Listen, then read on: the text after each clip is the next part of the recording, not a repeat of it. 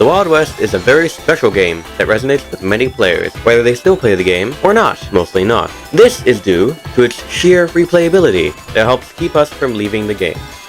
In this video, I'll explain the many stages a player goes throughout their time playing this beloved yippee-ki-yay game. Scientific name, Nubimus Maximus. As the name suggests, this is when the player plays the game for the first time. You're able to see this player anywhere on the map, either on their mule or on foot. If they see another player, they may either run the opposite direction and probably die to something else along the way, or proceed to fanfare you with their peacekeeper. You'll be fine though, because they don't actually know how to turn on the hostile mode yet. You can identify a noob by the fact that they're most likely the default character, sometimes with something simple added onto it, such as a hat. They're eager to explore the world, just like how you were excited your first time too. So, whenever you see one of these people, make sure to help them out, however you can. Unfortunately, this stage of euphoria for a new player quickly gets destroyed in what I like to call noobhood trauma.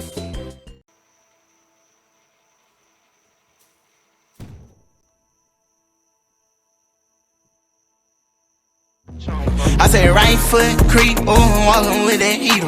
After noobhood trauma occurs, the noob quickly becomes more aggressive. Scientists believe that this is a natural response after experiencing noobhood trauma, suddenly gaining the knowledge that the world isn't as friendly as they think, and thus, they must adapt to survive. In this stage, they have gained enough money to buy other guns from the gun store, and they put this money to good use, buying guns such as the Hartford and the Model 3, which will help them improve their aim, and help them get to the next stages in the game.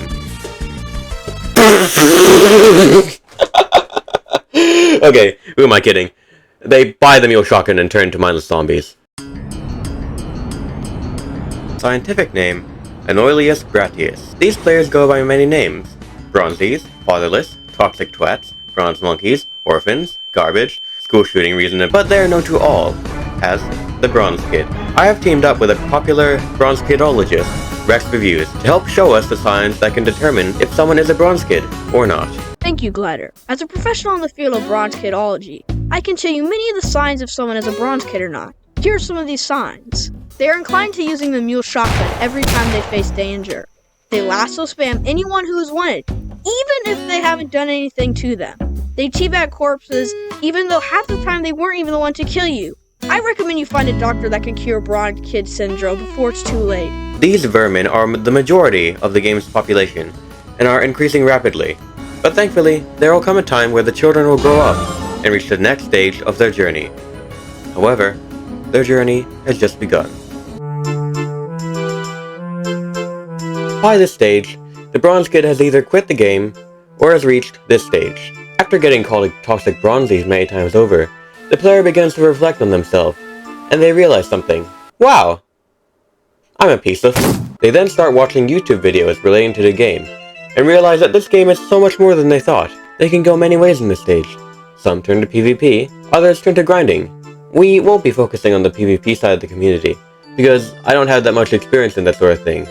And also, the community for this game is just extremely toxic, and I refuse to let my eyes even get exposed to that part of the community, so like, yeah.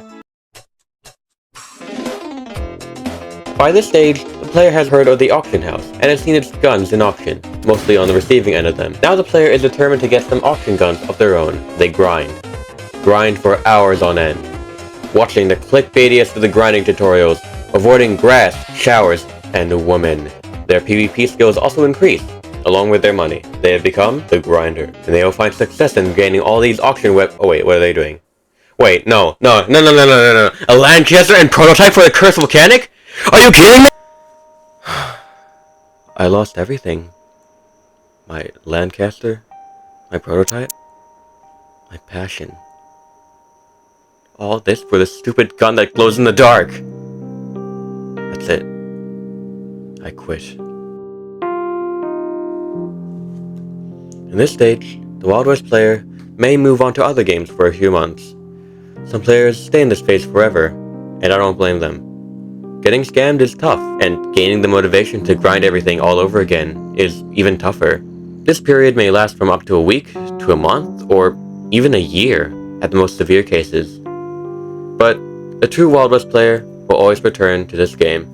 The Wild West isn't just some Roblox game that you can hop in and out of. It's a journey. Entering into the Wild West is unlike any game that I have ever played on this platform. Even games that try to capture the same magic that this experience has have failed. There will probably be games in the future that will be able to capture this game's essence, but that doesn't mean that this game doesn't have a place in the hearts of many. The player will realize this eventually, and decide that maybe they should give this thing a second chance.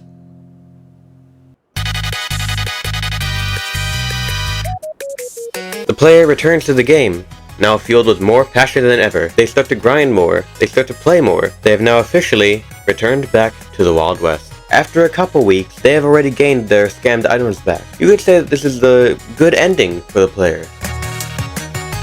The player now has everything they have ever wanted. They have all the guns, except for the Spitfire because they're not clinically insane enough to grind for one, and they're now experienced in how the game works. In an open world RPG like the Wild West, where you have no set goal that you're forced to achieve, this is the closest you can be to winning.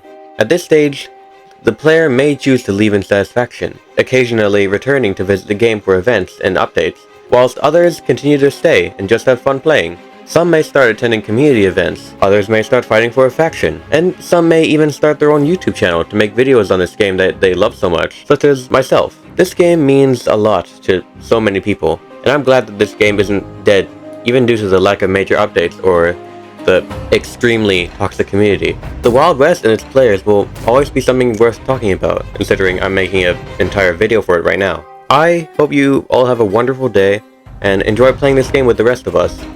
We'll see you there.